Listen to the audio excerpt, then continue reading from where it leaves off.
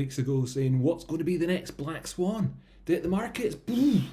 Since we spoke last week, traders, Iran and Israel have gone to war. And the conversation that people are having is this a Black Swan? We're diving into that in today's show. And actually, overall, so far,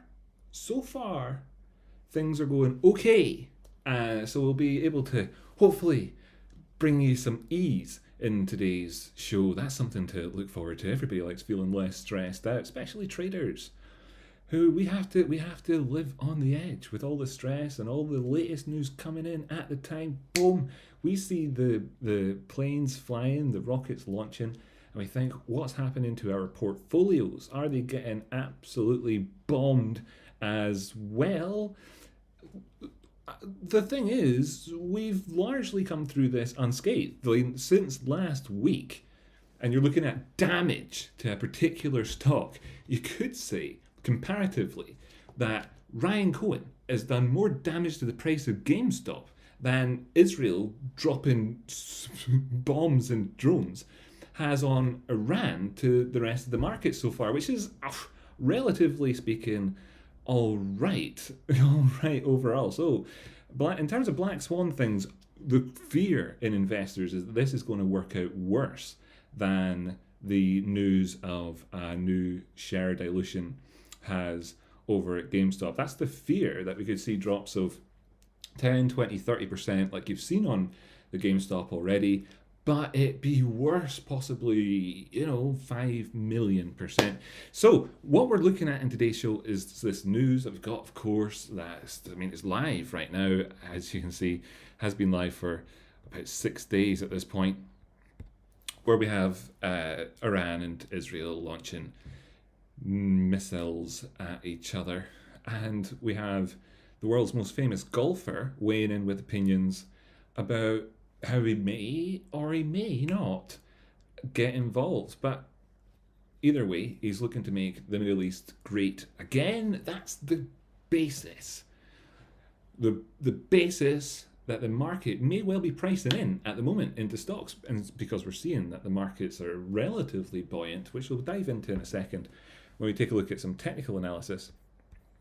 Relatively buoyant markets, right? However, this has been some bad news. I mean, typically bad news, this sort of thing is typically quite rocky to markets, but they haven't dropped so far. So what is it that they're pricing in? That was one of the titles I was thinking about calling today's video. Instead I went with, is it all over? Because bombs are dropping, folks. Bombs are dropping. As you can see on my handy dandy diagram here, Iran and Israel are at war. It's a quick explainer to catch people up who've missed the news for last week. We're looking at markets, which is that squiggly zigzag line there. And we're asking the question, are markets doomed now that there is a great big cartoon bomb on there? Now, it's not cartoon bombs that are being dropped on the Middle East right now. They're big proper bombs. But the question, of course, is, will the £30,000 bombs get dropped? The ones that only America has, which is one of the reasons why everybody really wants to be America's allies, because you've got these bunker busting bombs and you've got great hats. Great hats, why do you say you've got great hats, Rocky? Let's just have a quick reminder. As you can see here, some great hats, all round awesome hats, and that's important. So let's just have a quick look again there at some of these great hats, and as you can see, absolutely fantastic hats on the go there. But why are you making light of this, Rocky? Well, let's just jump over to the charts. Okay, so this is the Bitcoin chart, and this is going to be what we're going to do some technical analysis on at the start of the show. But here's the actually, let's bring up the futures chart, right? This is futures. You know, the one with the DeLorean and Marty McFly. We've got to go back, Marty. We've got to go back. We've got to go back to the future because they're dropping bombs on Iran. But the question is, Doc, do we really got to? Because looking back over here at the price action over the last wee while, you can see that American markets are doing pretty spiffing. generally speaking, they're heading towards the target that we put in on the here quite a while back, going up towards that 6150 target that we were aiming for. Did almost get a nice little buy back in here with the flash fill. It has to be questioned. It's one of these ones, right? It's one of these ones. Users of the Rocky Outcrop flash out there will have seen these before. And when you're asking about this indicator, which is so incredibly accurate, is close enough. With this one that's come so close. I mean, it may well be, but it's one of the most accurate indicators in the world. Therefore, we leave it on the charts, right? We leave it on the charts as a potential. But this conversation we're having about how this is a maybe that prices might drop back down to a 5% drop in markets is a pretty strong maybe. It's got this positive headwind where it's like the markets seem to be heading towards 6151, which is odd whenever there is a huge war happening. So we're going to be discussing that in some detail because people want to know what could be happening, where's some of the stuff that's not being mentioned, what to look to in the near future. But as you can see, here's our data, the quantitative data that backs up what we're saying here. Are markets tanking? Well, if we look back to the price of the SPX, going back to the 15th of June, 3 days ago, the price is currently higher than it was on the 15th of June, right? So we go back to when the kind of the Black Swan event happened, which is over here on the 12th of June, and to where we are now, you can see there's been a big rise up, which is kind of, is putting in a higher high, potentially a higher low somewhere here. That's scientifically called a bull trend when we're having this potential Black Swan news. It's not like with the Ukraine-Russia conflict. When that kicked off, it was an actual Black Swan, and it did hammer markets. Now, markets had a bounce afterwards. They did, and they recovered a lot of their losses, and then they tanked down again, harder to lower lows than they initially set in after the Black Swan event. So far, we're seeing the opposite. Just the opposite, really. The prices have gone up, right? Prices have gone up since. So the question kind of becomes one of these ones, a bit of a bizarre question to be asking here, especially because I put that shocking headline on, right? Is a bit of a bizarre question that we're asking here is simply, is what market people and economists,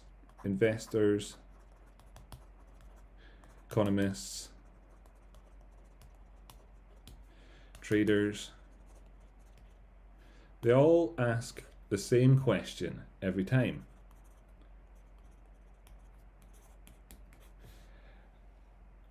And you've heard the question before yourself.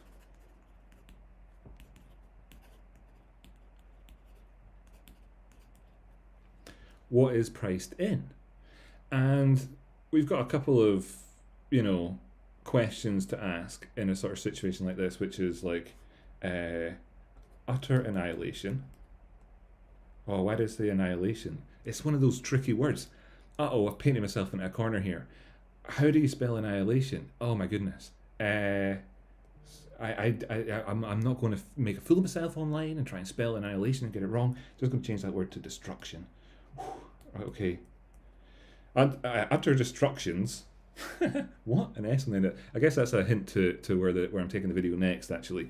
And the other one is, I suppose, positive regime change, right? It was just like a sort of, I don't know, like don't judge me, ancient ancestor spirits, for being like presenting a sort of CIA positive case as being on the hard side of the positive side here.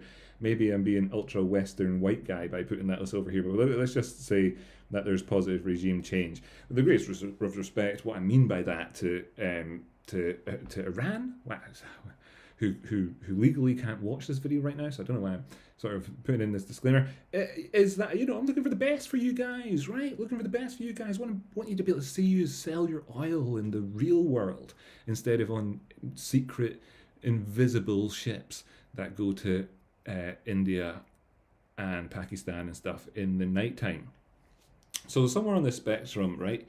And with the SPX being so high right now, we're going to be leaning towards this side of what's being priced in, as opposed to utter destructions. Utter destructions, right? Very utterly, I can't believe it's not butter. Absolute stonking destruction. That's the question here. So let's not get too carried away in terms of the positive side, right? Let's just start off and say, okay, so we've got Iran, right? It's in the Middle East. Do I want to do like a geography lesson for people? I know I have a very erudite audience, but I'm sure a lot of them would be saying, hey, look, you don't want to be doing a geography lesson over here. Let's just say Iran looks something like this, right? There's Iran, and we've drawn a map of Iran. It's pretty good. Over here, right, and we'll draw a square on this side because we know that Iraq is a very square country because the borders for it were drawn by a good old British person who had a ruler. He's a Scottish guy, in fact, who drew the lines for Iraq. He did a very neat job on the charts, the old maps back then. And we know that Iraq and Iran have had wars with each other in the past themselves. And actually, if we look at if we take this map of the Middle East so far, pop it over to the right, and we just keep on with our simplified Nito map here and look to what the situation is all the way over in terms of Iran's western side, kind of natural friends and enemies, if you want. Let's put the triangle of Israel in here, this small triangle here. This is kind of everything over to the left here. Are all of these countries in this big group from Iran over to Israel, including, let's put in the hexagon of, and we'll simplify this, we'll call this Saudi Arabia and the United Arab Emirates and Kuwait and Qatar.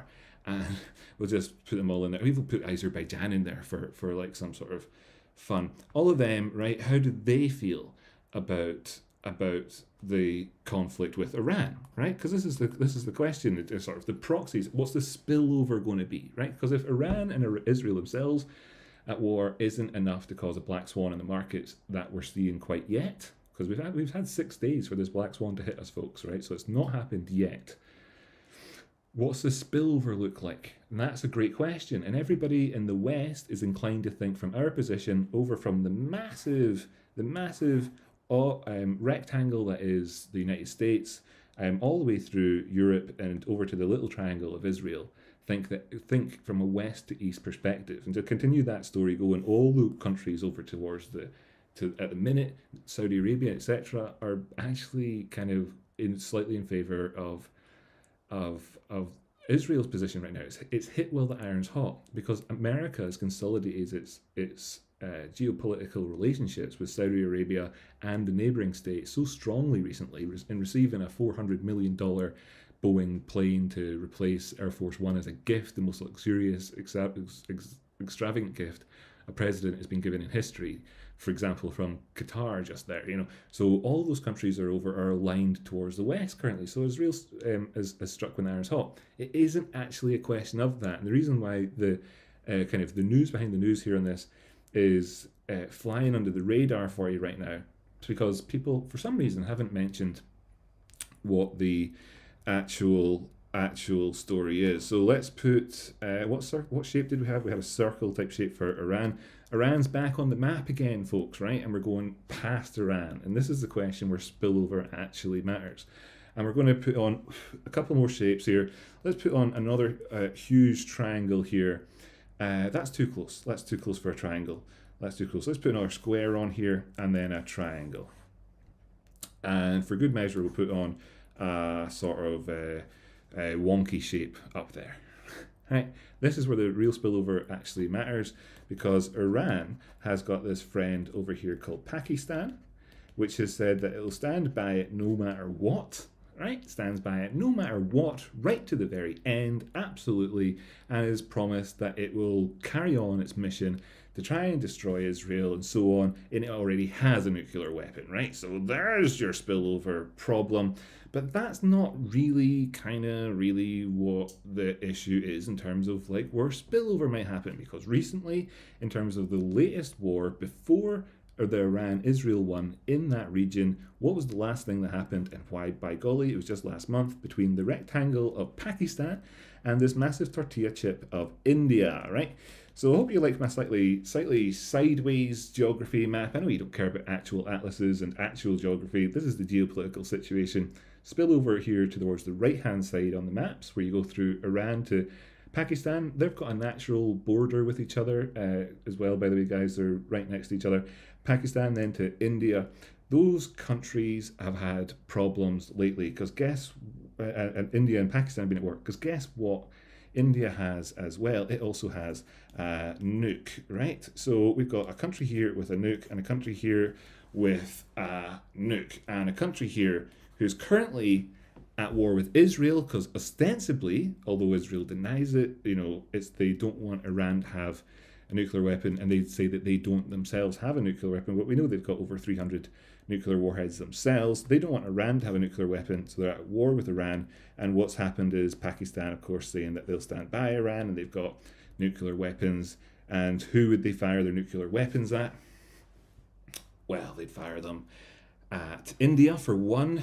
Why do we think they'd fire them at India for one? Well, what's happened in the Indo-Pacific, if we just take drawing a sort of potato shape here for the Indo-Pacific, it exists in the water between India and China. And in the last 2 weeks, and currently and right now today, there are 4,000 US, UK, and Indian troops doing maneuvers in the Indo-Pacific Ocean region together as part of their alliance. That's right, their alliance that they have. That India is out there training with them in the Indo-Pacific right now. And that's a spillover region, and that's why those missions are happening over in the Indo-Pacific region, because of course you've got China, which is right next to the tiny little star of Taiwan, and that's the World War spillover scenario, which is not being talked about, which would be the actual Black Swan event. So this is the kind of cycle back the way. And from the West perspective, has been to shore up relations across the Middle East from the Mediterranean side towards Iran, to make sure that any spillover that does happen, of course, carries over towards the right-hand side, where you have got Pakistan and India. Pakistan might not be so motivated to fire it, that's only shot at a sort of Israel in a sort of one-shot war. Probably would go for India. India, of course, in that region where its major other competitor would be China, would be where the spillover problems really would be a major economic concern, right? So we have in India and Iran, we have the problem of Hormuz. Here's another quick sort of map for you. This is the UAE, the United Arab Emirates. They've got that peninsula that goes up. This is Iran. And here is the Strait of Hormuz. And boats go around like this. So if oil can't get around through the Strait of Hormuz because Iran go out to block it, then that becomes a problem, which is why the relations all the way up towards the UAE have been shored up towards the west, and the economic Black Swan spillover event likely would resolve around this particular little strait, narrow channel of water right next to a sort of an economic ally that has an economy that relies on oil, and the flight path over there and so on. This isn't necessarily a massive threat, but there is a sort of chance, sort of 10 to 20%, you could maybe say, chance that something happens in there that a fairly significant, extremely significant chance that may be enough in and of itself to make you want to do any investments right now. But that's the situation. Overall, it's not the end of markets, and big reason for that boils down to what's being priced in. And there is the possible chance that you have positive regime change come out of this and transform the relationships that exist in the Middle East, so you get a more kind of pro-Western approach to governance in Iran, which would then isolate Pakistan as the odd one out in this layout right here, because of course China doesn't give two shits about Pakistan, and that would be like a sort of really Netanyahu type of hardline vision that he's had for like 30 years to try and sort of so-called solve the problems in the Middle East. And that's what it means when he striked when the iron's hot. And so far, markets have actually been kind of relatively okay with that. How are we doing towards our goal? 8 out of 10. That's cool. A couple more things, and we'll get towards our goal, which is awesome right now. By the way, this is a live stream. If you're just joining me, Rocky Outcrop. The question of today's show: are markets banjaxed? The answer kind of coming in with a saying that possibly not. This is the futures chart, because we like to look at the futures. It's the SPX chart for the S&P 500 stocks in America, index of American stocks. Looking at it, it's gone up since the war started. We're saying it's not a Black Swan event. That's been quite positive. Now, with that in mind, I'm just going to jump over to do the Bitcoin technical analysis that I wanted to share with folks, because this is really what this boils down to. With Bitcoin being so sensitive to changes in the markets, we've seen a pullback in the Bitcoin price since this started, stronger than SPX. So we've looked back over to the 12th of June. Then we had a drop off from around about 107,000. If you cast your minds back to last week, we said 107,000 was the pivot point on Bitcoin.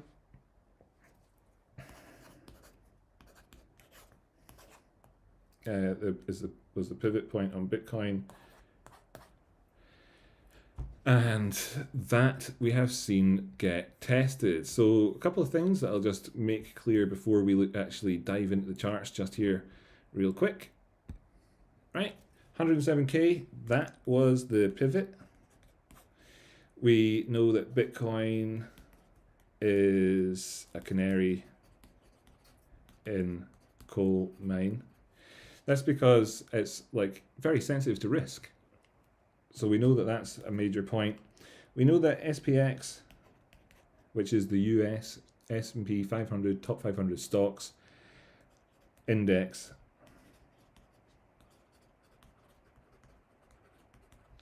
has not crashed. We know this has not happened. It's not crashed. It's not been a black swan. And we know that Bitcoin is a canary in the coal mine. It's highly sensitive to increases in risk. Those are things to bear in mind. Last week, we spoke about 107k being the pivot. And we also spoke about a purple box. Do you remember? I said this purple box is still relevant. In fact, I'm going to extend it across the chart. So there's a question for the audience. If you remember that from last week, that was an important point that was made that we looked at. And another important point that we made was sitting on hands.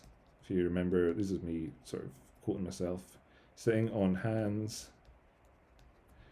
as Bitcoin is likely to test the range.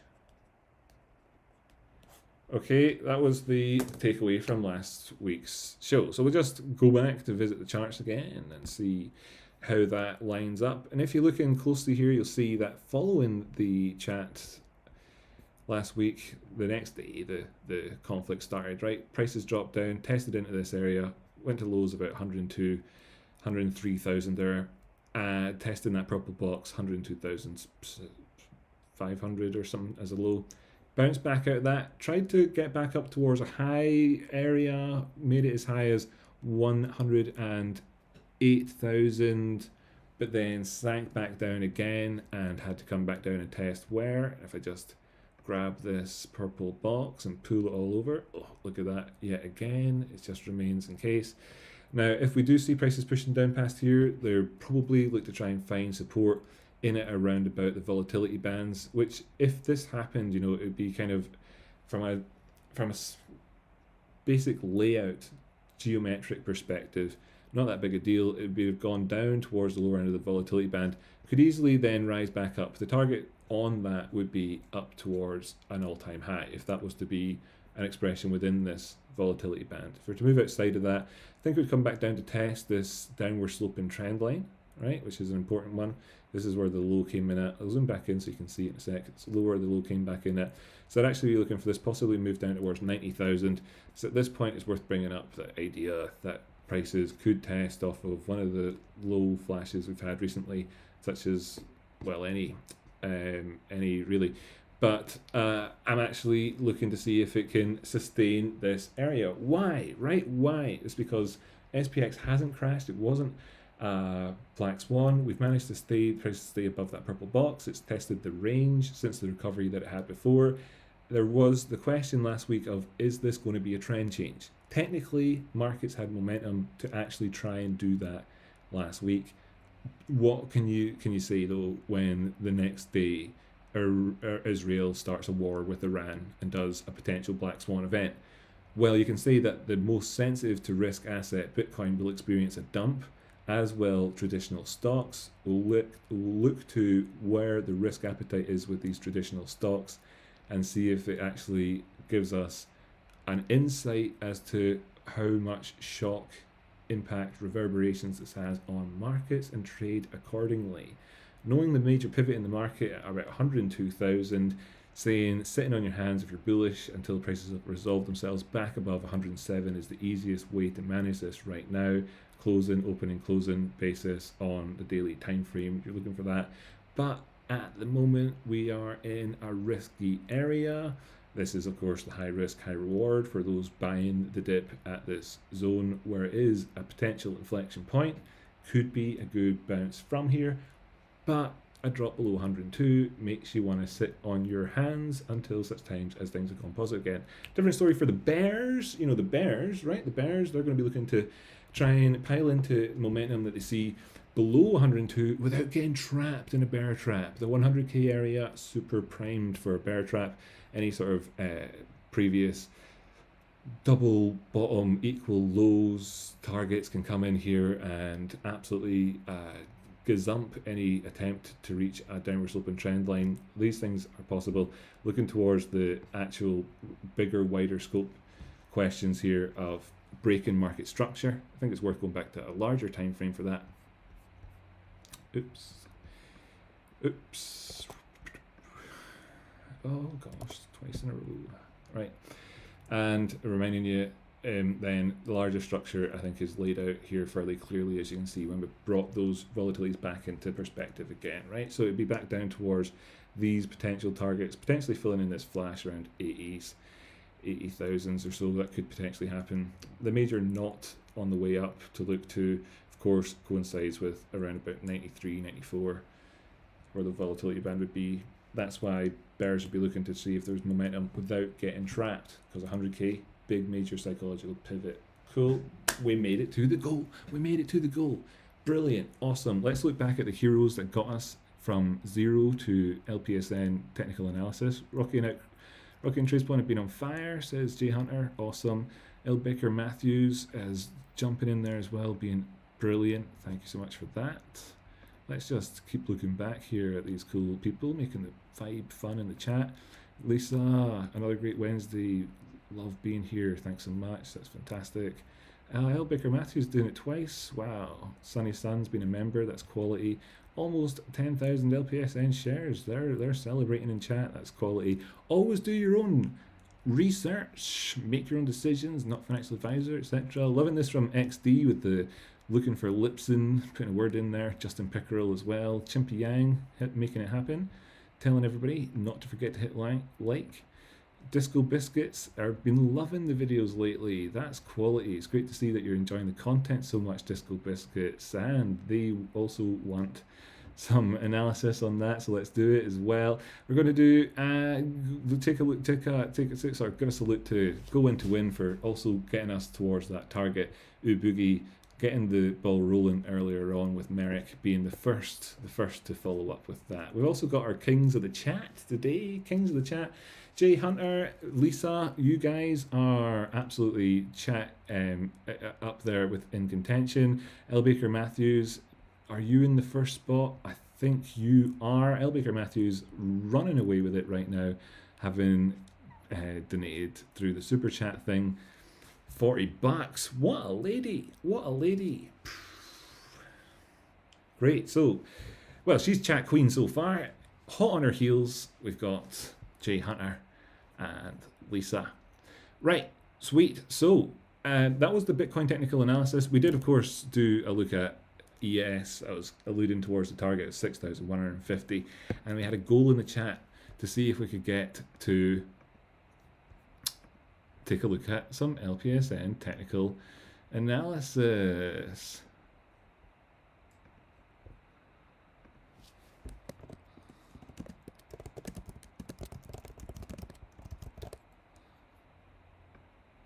Okay, so let's just do 5 super chats goal. 5 super chat goal. If this goal's reached, I'll try doing the analysis of, or the next bit of chat, or reading out the comments in some sort of American accent. I don't know if I could do it or not. So rusty on my American accents. Instant regret on putting that as the goal. Can we get there? I don't know. Do I even want us to get there? Yeah, it'll be fun. It'll be fun. Let's take a look at live person, LPSN. Come on, open up LPSN. We had a target from last week's show. We thought it would go to about, well, what did we think? It was about 72 cents or something, I think I was saying. It pushed past that. It went as low as 68 cents.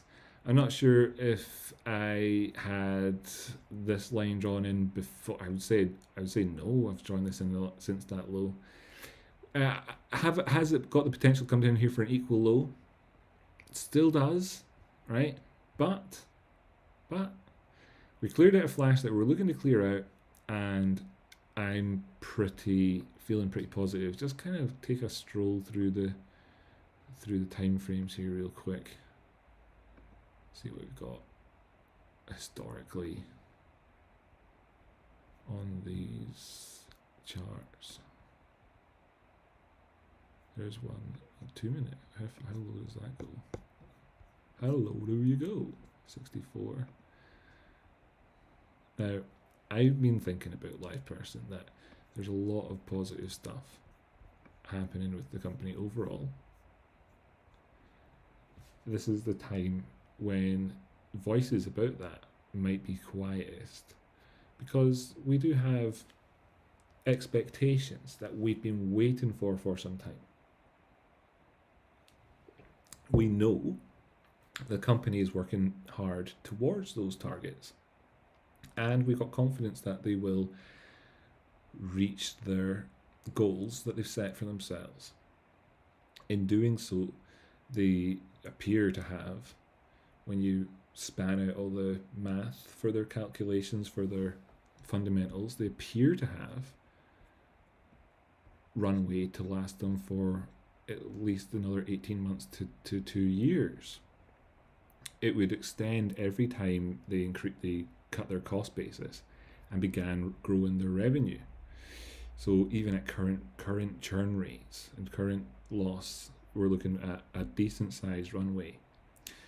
The runway has to include a chunk of money in the bank to satisfy their loan obligations, which is okay, right? Because we want the company to be performing well. We do, and we want to see that, have those targets and meet them and beat them. So we're okay with having targets that are difficult, because we want to see the company meet and beat what expectations we have. And they've got time to do it based on their customer acquisition rate over the last few quarters and how we expect the growth to go. We do think that at some point in the next few months, there will be positive noises coming out about the turnaround having happened. But it's in that kind of dangerous first trimester where you don't want to come out and say, yes, it's fantastic, we're turned the corner, and then have some temporary offset come in just to rock the apple cart. They're not Donald Trump. Okay, so the Donald Trump is okay with short-term pain when he came into the job as president, talking about how inflation is transitory and the GDP figures came in as the worst ones America had in a long time. However, the next ones will be better, right? Because in May we saw the lowest ever amount of, well, not lowest ever, but the lowest for a long time, big drop down in the amount of imports coming into the US. We examined this in the last time they announced the GDP figures, and we know that there's a piece of the GDP calculation which is to do with how much you import or export. So because the tariffs were coming in, loads of companies bought loads extra in, and it made the figures for the GDP figures look terrible. And then next month came along, they had already bought it all in, so the next GDP figures will look great. Now, that's not real. That's what transitory volatility on these figures comes out as. So, a live person's not Trump, though. So it's not going to turn around and say we've gone round the corner and then experience a bit of that, because as we saw in the previous earnings, not the ones we just had, but the previous ones to those, there was unexpected income that pushed up their figures for that quarter, when if the check had arrived 3 days later, sort of thing, it would have been in the next quarter, and it was an accountancy date, thing. It just made it in to the quarter when it really should have been the next one. So if something like that happened, they'd not want to upset the apple cart, right? So they're not going to get ahead of themselves and over-promise and under-deliver. They're going to do the opposite. But we know that in this point, this is where this deep value exists. That's also represents two things. One is we always know that anything can happen. Anything can happen, and markets could go wild, right? Let's just say Pakistan nukes Israel, right? That would put a pin in a lot of our hopes for positive growth in any economy, especially a company like LivePerson here, right? On the other hand, things might not happen that way. So we're just at a point here where we're looking to see, can they get across the line in terms of the positivities? It's the darkest before dawn. Anything could happen. It could still all go wrong, but we can kind of base this on the trajectory and the look at turnaround and the momentum of those figures. And it looks like it's turning towards the positive side. It looks like it so far. We need to see it confirmed. We're not there yet, but it's looking like it, right? And that means that, essentially anywhere in here could ultimately turn out to be one of those price points where you look back and you say, well, it was cheap then. And then they said we've had our first quarter where we've had net neutral, churn to customer, customer churn, so they've at least signed on as many new customers as they had drop off in the previous quarter, that sort of thing. That could happen, and that might be like a big signal to markets, or it could be that they come out with some other sort of kind of external impetus, if you like, that shocks other people who aren't aware of it. So we're looking at this and being fairly positive overall, but we're aware that if just went back to my Select headlines, excuse me. I can look at my sports news after the thing. But wait, look, actually news here. Click the link in my description for this summer sale. Don't miss out.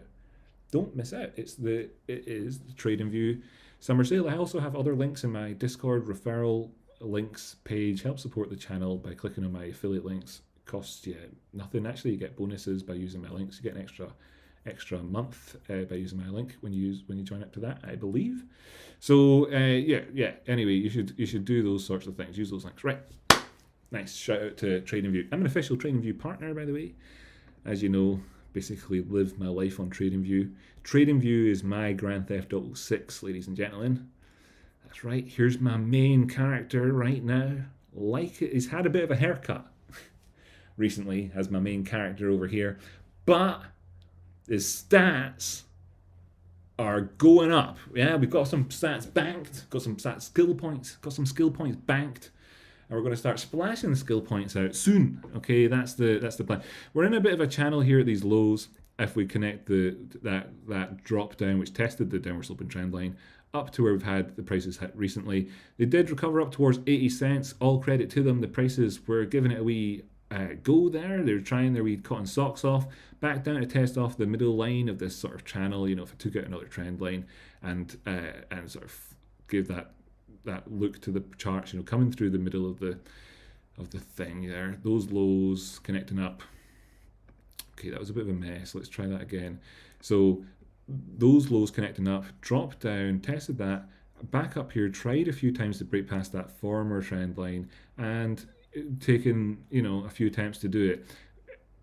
If it does indeed break, then you've had this consolidation period, midpoint in a channel, gives you the ability to have a lift off, because of course you know that you've got this much give and go in the prices. Push up here can carry you towards your next series of next in the series, right? Which does put you into contention to try up again towards the aspect that makes this thing look like it's had a trend change. If I stick on the daily time frame, we've had these candles here which have had a cluster of black ones stopping the price from climbing back up. Crabs in a freaking bucket the prices were. The occasional white knight of a candle just jumping in there, pushing prices up, and then it gets dragged back down. But as soon as we get out of that zone and get a few consecutive white candles together, things start to look a very, very different picture. Let's just highlight to people here all these highs, right? Where, see all the wicks up here, prices pushed up, tried to get higher. If you're just joining me, by the way, welcome to the show. I'm Rocky Outcrop. Hit the like button, subscribe, all that crack. This is prices trying to push up, getting rejected, back down. Next day, trying to push up, back down. We can see here that there's this impetus to go higher, and then it comes back, and impetus go higher, it comes back, and it gives you that feeling that the Redditors out there would love to chat about, no doubt, where it's like, oh, we tried to buy it up, and the market makers bashed us back down again. And well, hey, if you're looking at a deep value play, what does that mean? It just means that they're emptying their pockets out to you over the longer term. We may well be wrong. We may well be wrong. We might be wrong. We might be wrong about it. But if we're not wrong about it, then those wicks turn into candle bodies. Then it would be representing a psychological capitulation from those who stand in the way. Hold the door, hold the door. And then they turn into spasmos, and that's what we're looking to have happen over here, right? So that's the general theme on my technical analysis for live person. I suppose I should give a quick summary here just to be more clear. If we see prices pushing back up above that 80 cents area, I wanted to see them test $1 at this point, right? I wanted to see them test $1. Of course, there's problems in the 90s. There were problems in the 90s. There really were. We were just phasing out lead petrol. You get through the 90s, and then of course that's where it is. But actually, my question with regards to this region, right? Because I'm looking at this region, and I'm asking the question, hey, what happens if prices are tested in this zone again? And I'm asking it not from the point of view of build me a big story, give me a start, middle, and an end. No. What I'm looking at from this point of view is what happens to the psychology of the bears when the prices are showing that they're trying to trend up the way. What happens to it then and it starts to break? What happens to it then? So in this zone, it becomes the end zone. Like you might be first, second, third down, but you're within 30 yards of the goal, right? And what the opposition often expects is for you to just take a field goal, right? Which would be the price is moving up to the 90s perhaps and failing, right? And you're just taking a field goal. Okay, we tried, and we'll just let the bigger boys push us around again some more. Well, what I'm actually thinking is that this time the bullies might have a bit of a sore mouth when the prices push up into that zone, and it might be the time that we just think, hey, even if we are 2 down, right? Let's push on, let's do this. And it doesn't require a Hail Mary at that point. It just requires some good tactical moves, right? So that's what I'm looking to see happen if the prices can get up here. So the Hail Mary on this thing would only have to come in, if there was double lows down here, right? Tactically right now, right? And I know I'm using a lot of American football analogies here. I hope it's landing for people. I'm thinking that this move up here is crossing the center line.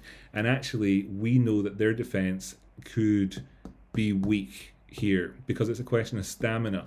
We have played and we have held on. We've had all of the scrimmages and the pigeons and everything we've had happening for the last months, right? As we go through this turnaround phase and so on, and we're getting towards the summertime, and we know that that is actually our stamina coming a second wind.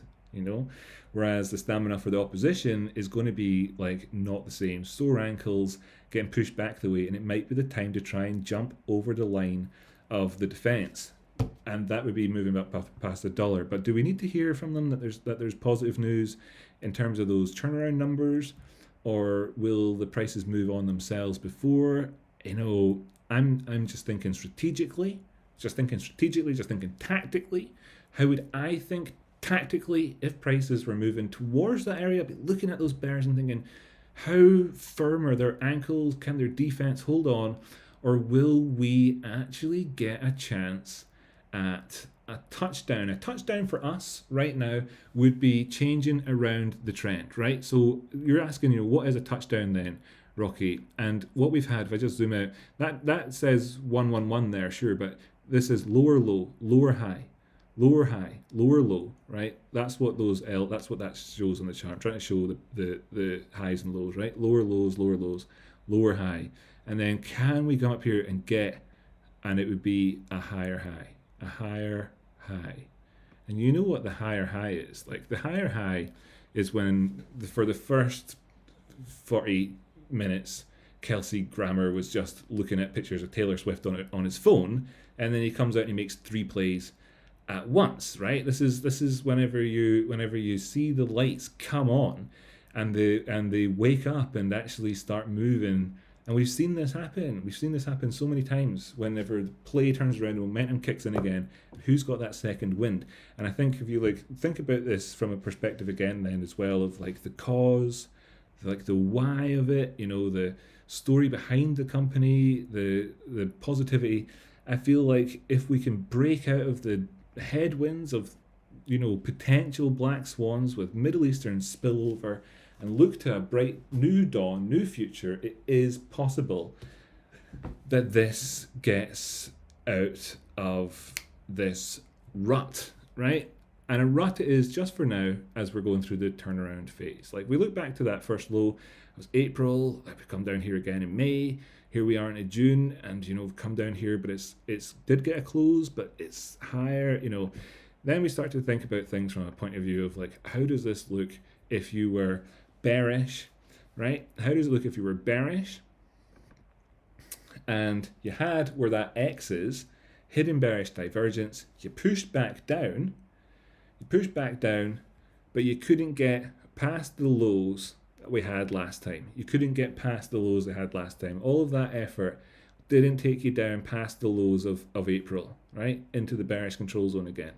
You didn't quite get there with the hidden bearish divergence.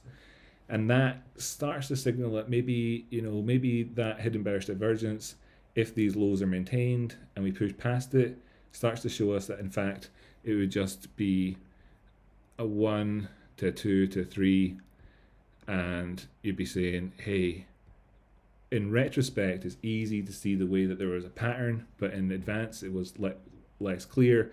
That would be the pattern. It would be an upward sloping channel, and it could represent a move where, well, actually, technically, that upward sloping channel would represent a move back to the highs, right? I know this is complicated.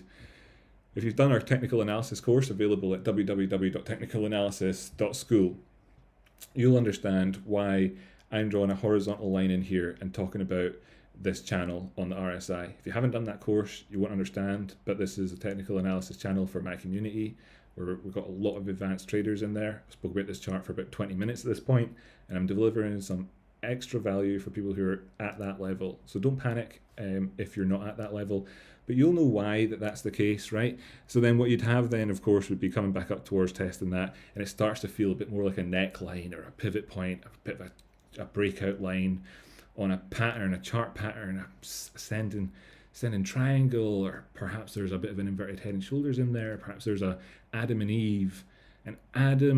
Eve in there. I think if I had to go back to the genesis of my thoughts, See if there's any clues in there for you. I'd be focused on the Adam and Eve pattern at that point with that channel and that RSI, where the measured move would take you from there, which if we look at it from 91 down to 60, we know that's a 30-cent range. So where would you be targeting if the prices broke past 95 and you had a 30-cent range? That's right, you said it in the crowd, 125. That's would be the target on that one. Wouldn't it just? Wouldn't it just be the target? Let me know in the chat box if you have a better one. And if you do, what's your reason? What's your reason for it? You ain't got no reason. You ain't got no reason. I got my reason. I told you. Federal Reserve cuts outlook for the US economy, but it holds interest rates steady. Steady on there, interest rates steady, steady on. Federal Reserve cuts outlook for US economy. A lot of US economy-ish influenced type chaps and chapettes in the audience are thinking to themselves, oh no, the rates, the sort of the outlook for the economy has been cut by the Fed. That's bad. That sounds bad. That's negative about me and my economy. That's bad.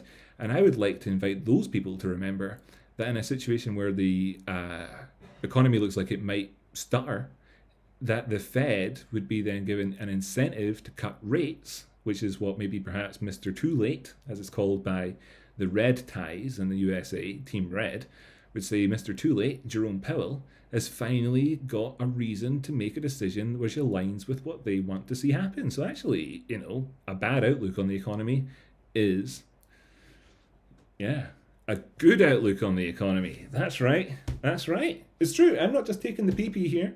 I'm telling you that that's actually good news. So yeah. And besides, who cares if there's a little bit of a squeeze here and there, so long as the economy can hold together. It's going through a lot of pain. I mean, like, they're cutting the outlook for the economy whenever there's been nothing as mental as this happening in the world since Liz Truss was the UK Prime Minister, and she got sacked like 20 seconds later. Donald Trump is managing to actually do some change. For better or for worse, he's managing to do some change. He's making some changes in the world, right? For better or worse, agree with it, disagree with it. He's actually doing something, right? He's doing something. Everybody can agree on that. Left, right, middle, up, down, sideways, whatever.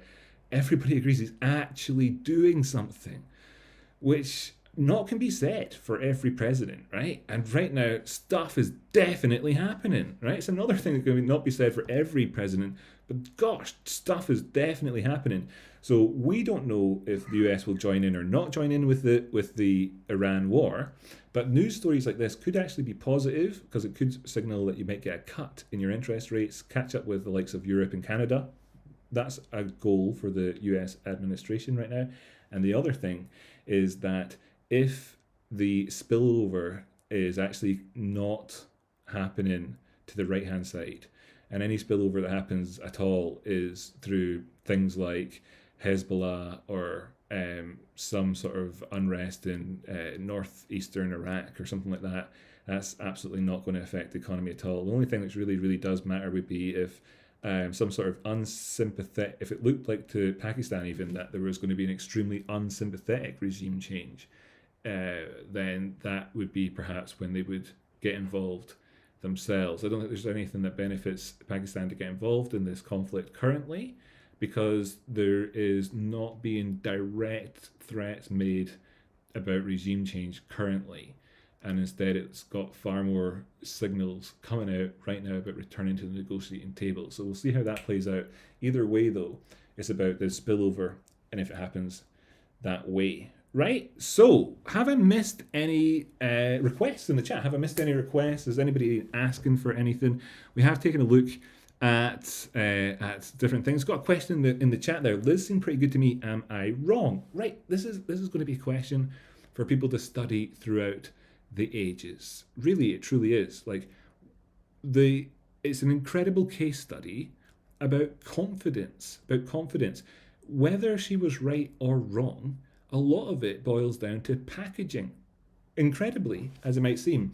A lot of it does. It boils down to packaging and timing, presentation, spin. Now, in a lot of ways, she was wrong, right? Just even if she was right, you know what I mean? Like, there's a way of doing things which will cause more or less sort of impact to the economy, and how much do you power do you have yourself? So the economy in the UK was so much at risk of higher borrowing rates at the time that the that in a world where confidence could interact with the plans, they were impossible, because the borrowing rates would have rendered the plans unprofitable, even if the plans were profitable, which is a question of confidence. And any question of confidence is a question of packaging and spin in politics. So ultimately, it's so hard to say, it's like, was Liz Truss wrong? And it's like, even if she was right, which she wasn't, but even if she was right, she couldn't be right. She was disqualified from being right because she was presented it wrong. In the same way, the current Labour government, are they right or wrong? And it's like, well, even if they're wrong, they've packaged it right. So what you're ending up with is like the UK is the first one to get a trade deal with the US. Now, have they stuck to the promises that they made in their election? Not really. Not really, to be honest. It's not really been exactly to plan. So their plan was wrong, but their packaging was right. And an awful lot has got to be said about packaging. So that's my answer to you, buddy. That's my answer to you, buddy. I don't know if that was the answer you would have expected, but I think a lot has to be said for packaging, And that, I think that's something that's missing from analysis of US economic policy currently, is that there's less analysis of the packaging and than there is of the details themselves, right? So it's got to, I think we should look at everything before making our minds up about things. Okay, cool. So I think, if I'm not mistaken, that I've not missed any requests that have come in from the audience. It's pretty neat, and instead it renders me how to make a couple of points quick about things that could be of interest in the upcoming near term. One thing I think to look to is NASDAQ. This is the daily NASDAQ chart. It's had a recovery, right? Except this chart here is not, gosh, I'm always doing squiggles I don't want to do. The chart here has not put in new highs, right? Not put in new highs on the NASDAQ chart. And it's something to be aware of, because it's just something to be aware of, right? We had the high that came in on the NASDAQ chart. What I mean by that is in December 2024, which was a Joe Biden high, okay? And then you got the Trump high and the next Trump high, and they're actually two lower highs. And that's it's a talking, sticking point in amongst the charts right now. If I just take a look back to the high that came in on SPX, like it was highs moving up to put in a high in February, after the inauguration. Now, of course, we've got the same situation here where it's not at all-time highs, and I'm not trying to make a distinction. I'm just saying that I find this an interesting chart, and it is close to all-time highs. And what we could see happening here would be an inversion, right? Let me just show you. So there's this, potential for us to be kind of trying to push past that, right? Which might take us up to all. Sorry, just a sec. I minimized that window or something. What the fuck? Right, and then.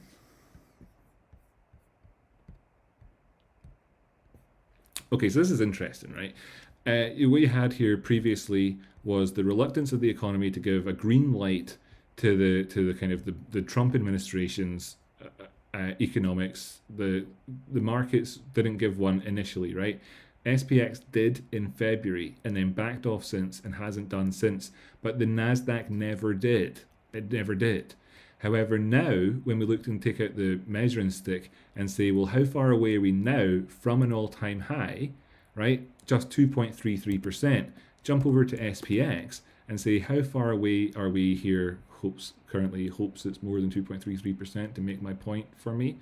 we are looking at a 3%-ish, rounds up slightly.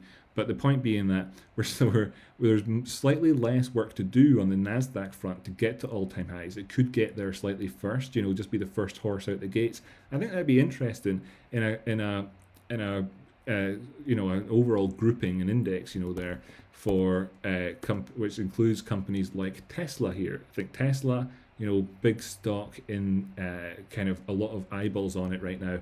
Interesting to look at.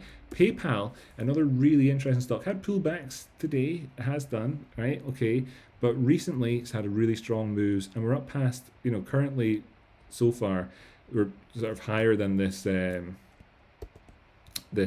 sort of pivot, like the highs. See if we look to the left, maybe if I make this stronger, right?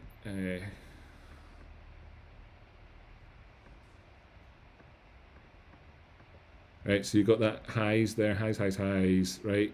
Support here. If you remember my old lessons, that was the resistance, support lesson, right? Resistance, support, back down here, back down to that price. That could be a great buy at moment. Could be a great moment to buy it. That's a NASDAQ type stock. If we're looking at NASDAQ as a potential to kind of go up there and show that it's in all-time high territory. NASDAQ tech stocks, Mag 7, all-time highs during Trump's reign as King of America. Shout out to the chat box, by the way, who's going to become king or queen of the chat. So far, it looks like it looks like it is. Who did I say it was earlier on? Yes, Latoya. And so this could be a big time for NASDAQ, right? So looking at where this could go next is a fantastic speculation for American tech stocks, because going into all-time highs and pushing up to like a new level would be insane. Bitcoin, it's under stress, staying above 102,000, super important. We've talked about 107 as a pivot, and we know what the next target could be, how to look for them structurally and so on. But a reminder to folks as well that there is a huge amount of liquidity at 118,000 if prices move up there, based on where people have opened up and open interest was added to the Bitcoin market at highs for bears, where liquidity for liquidating shorts would kick in at would be 118. So you see those moves up high in those stocks, that could be really positive for the likes of Bitcoin. Drops down in NASDAQ, failing to push high because it's putting in a third lower high. Could actually be 3 lower highs, indicating a complete reversal in the market, a move towards bearishness. Perhaps the next 18 months is like, absolute tears, crying, sadness for the bulls. Maybe it's the worst thing ever in the next 18 months if it just fails and it goes down past its prior low. But right now, we're close. And that's what I'll leave you with. And I think on that moment, it's a good time to wrap up today's show with a big shout out to everybody who has supported the channel. I'm Rocky Outcrop, your technical analysis spirit guide, not financial advisor. Check out the video appearing on your screen right now for more of my amazing content. Hit like and subscribe. Check out links I've mentioned in this video in my description. And L Baker will be made red in the chat, in the Discord this week, for being chat queen of the chat, the big queen herself. Latoya, thanks for being awesome. As for the chatting and chatting away in the box, because of course free user activity is appreciated too. Death of a Banana Fridge, Chimpy Yang and a Boogie are the ones with the highest XP. They're the king, queen and jack or whatever of the chat box for text only. L Baker for being the actual true support queen. And with that, hit like, see you next time.